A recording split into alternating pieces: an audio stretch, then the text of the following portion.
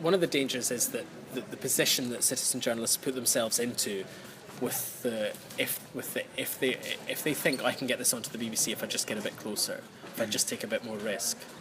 Now, they do not have. Most people do not have the kind of support structure, the kind of health and safety advice, the kind of training, the kind of backup in terms of medical and legal and professional assistance that a professional news organisation does. So this has been talked about. It's not a revelation at all, but it is a concern, I think, to professional journalists like myself, that we should be very careful that we're not forcing people or trying to encourage people into situations that are dangerous that we wouldn't put ourselves in. In fact, arguably, even situations that we would put ourselves in that we might, with the training and equipment and backup that we have, might still be inappropriate for a citizen journalist to go into, or more dangerous for a citizen journalist to go into.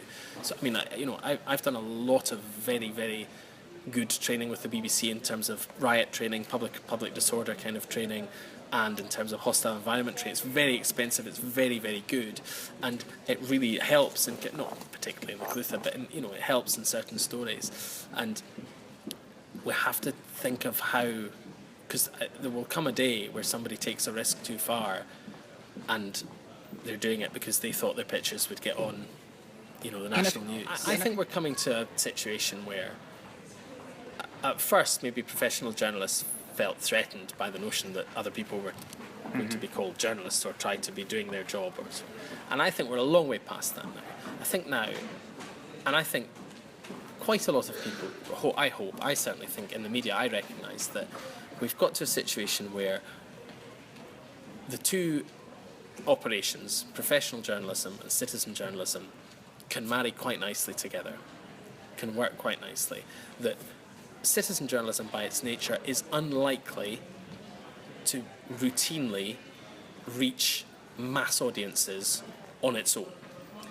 So if citizen journalism wants to succeed, it's going to need to use the amplifier of the mainstream media to broadcast it to the widest possible audience. Broadcast in the loose sense of the word.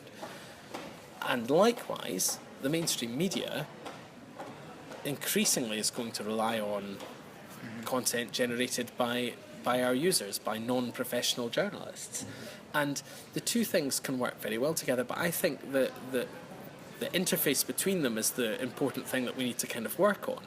We need to make sure that we have a mechanism for respecting the copyright of people who are involved, for most importantly, verifying what it is they think they're seeing, or what they claim to be seeing, and when we can do those two things, then it'll work. But I think we're in the process of doing that. I think we're a long way down this road now. We're very, very used to now every day, trying to verify images, trying to verify information, and we just, I think, need to strip away the mystery from the concept of citizen journalism. As I said earlier, it's just stories, just people with stories to tell, with pictures to share, and like there have been since humans could talk.